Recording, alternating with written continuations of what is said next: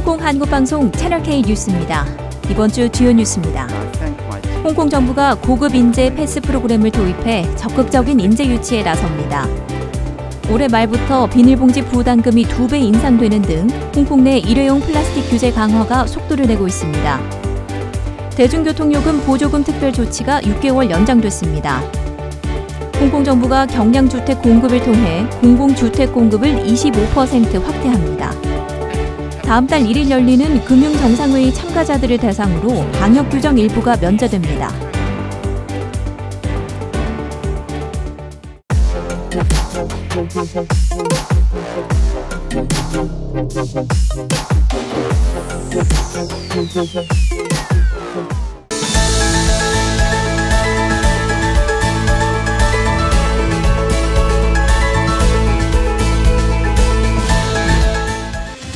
소식입니다. 홍콩 정부가 글로벌 인재 유치를 위해 비자 규정 완화, 부동산 세금 감면 등의 정책을 추진하겠다고 밝혔습니다.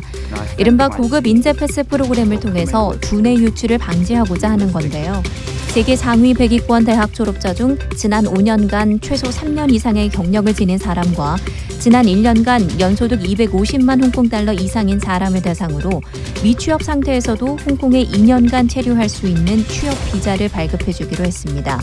또 정부 지정 목록에 해당하는 산업군에 속한 기업에는 3년 고용비자 발급을 허용하는 등 절차를 간소화함에 따라 해당 기업들의 해외 인재 채용을 적극 지원합니다. 또 주거용 부동산을 매입한 비영주권자가 추후 영주권을 취득할 경우 인지세 차액분에 대해 환급 신청을 할 수 있게끔 했습니다. 12월 31일부터는 비닐봉지 부담금이 1홍콩 달러로 인상됩니다. 냉동 냉장식품과 달걀 등 비진공 포장식품 일부에 대해 무료로 비닐봉지를 제공하던 기존 방침도 철회되는데요. 도시락과 같은 비진공 포장식품, 비포장 과일과 채소, 부분 종이 포장된 빵류에 대한 부가 면제는 그대로 유지되지만 이 역시 1인당 한 장의 플라스틱 봉지만 허용됩니다.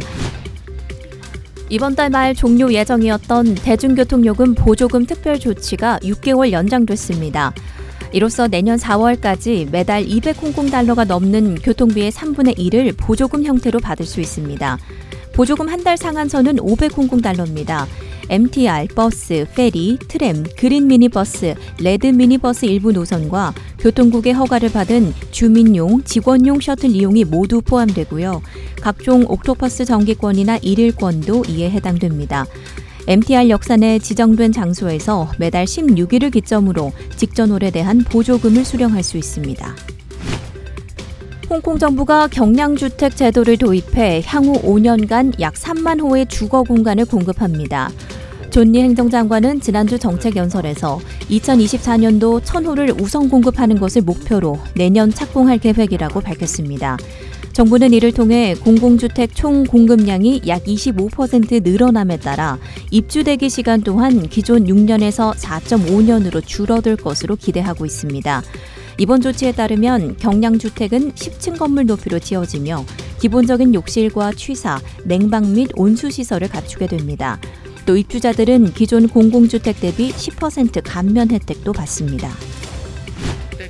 네, 다음 소식입니다. 홍콩 금융관리국은 다음 달 1일부터 사흘간 열리는 금융정상회의 참가자들을 대상으로 방역 조치를 일부 개정 적용하기로 결정했습니다. 전 세계 금융기관 대표 200여 명이 3년 만에 홍콩을 찾는데요.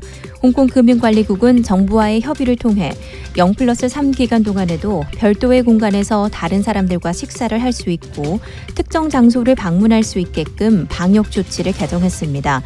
이번 조치로 체류 기간 동안 최대한의 방문 성과를 내고자 하는 건데요. 참가자들은 다른 입국자들과는 달리 황색 코드 발급을 면제받지만 기본적인 PCR 검사와 신속 항원 검사는 실시해야 합니다. 중국이 홍콩 선전간 1일 입국자 수를 기존 1,000명에서 1,500명으로 상향 조정했습니다. 수치상으로는 500명 늘었지만 5,000명 이상이 대기자 명단에 있다는 점을 감안한다면 실제 체감까지는 상당 기간이 걸릴 것으로 보입니다. 또 당초 중국 정부가 검역 요건을 완화할 것이라는 기대와는 달리 중국 입국 시 호텔에서 7일간 의무격리를 완료해야 하는데요. 이를 뒷받침하듯 중국은 제20차 전당대회에서 중국의 제로 코로나 정책의 실효성을 거듭 강조하며 현재 기조를 당분간 유지할 뜻을 시사했습니다. 시진핑 중국 국가주석의 최측근으로 구성된 시진핑 3기가 출범한 이후 시장의 우려가 커지고 있습니다. 홍콩 증시가 6%대 이상 폭락하는 등 범중국 증시가 급락했고 중국 영내 위안화 가치도 장중 달러당 7.2633 위안으로 하락하며 2008년 초 이후 최저치를 기록했습니다. 사실상 마오쩌둥의 버금가는 시주석 1인 체제의 막강한 영향력이 예고되는 가운데 제로 코로나를 비롯한 기존 정책에 큰 변화가 없으리라는 시장의 실망감이 반영된 것으로 풀이됩니다.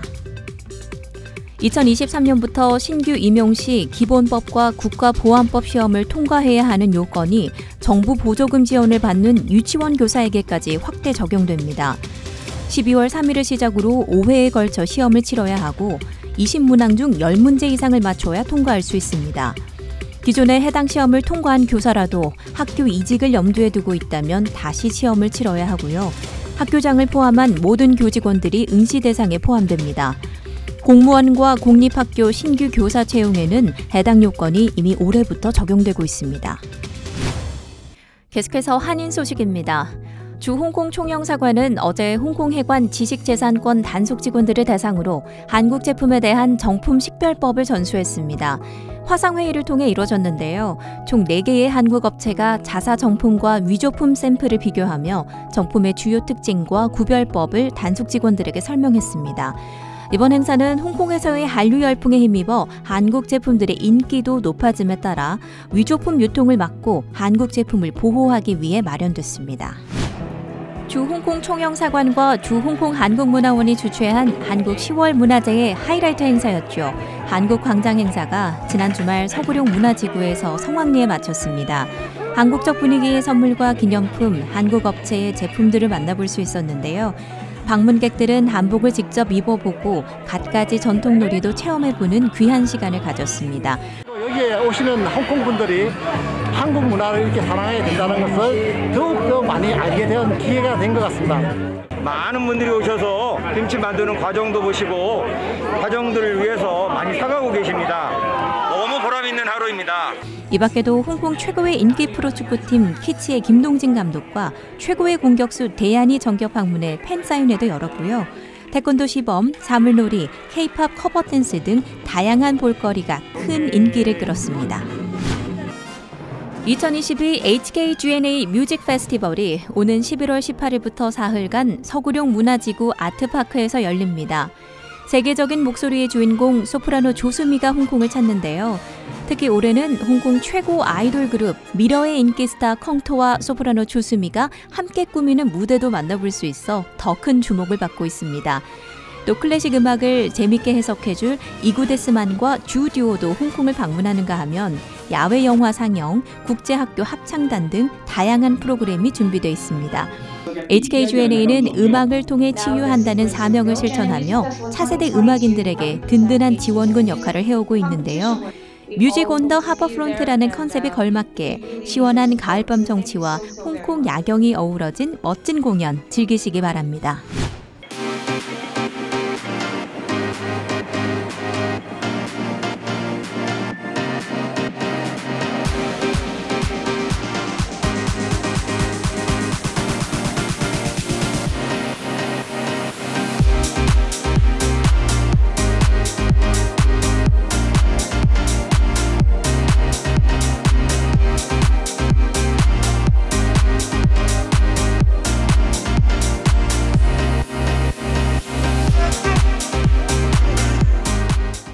이번 주 코트라 행사 안내해드립니다. 요즘 홍콩 취업 트렌드가 궁금하신가요? 또 취업은 해야 하는데 영문 이력서 어떻게 써야 할지 막막하신가요? 코트라 홍콩무역관이 커리어 토파보기 행사를 준비했습니다. 오는 11월 9일 오후 2시 영어로 진행되는 온라인 행사인데요. 홍콩 취업 전문 트레이너와 함께 2022년 하반기 취업시장 트렌드 분석, 영문 이력서 작성과 면접 관련 꿀팁까지 전수해드립니다. 실시간 Q&A 세션도 마련되어 있습니다. 홍콩 취업과 이직에 관심 있는 분들의 많은 참여를 기다립니다. 끝으로 날씨입니다. 북동 몬순의 영향으로 북쪽에서 바람이 다소 거세지겠습니다. 다음 한 주 동안 대체로 맑은 날씨가 예상되지만 습도가 최저 35%까지 떨어지면서 매우 건조할 것으로 보입니다. 다음 한 주 평균 최저 기온은 23도, 평균 최고 기온은 28도의 분포를 보이겠습니다. 홍콩 한국방송 채널K였습니다. 고맙습니다.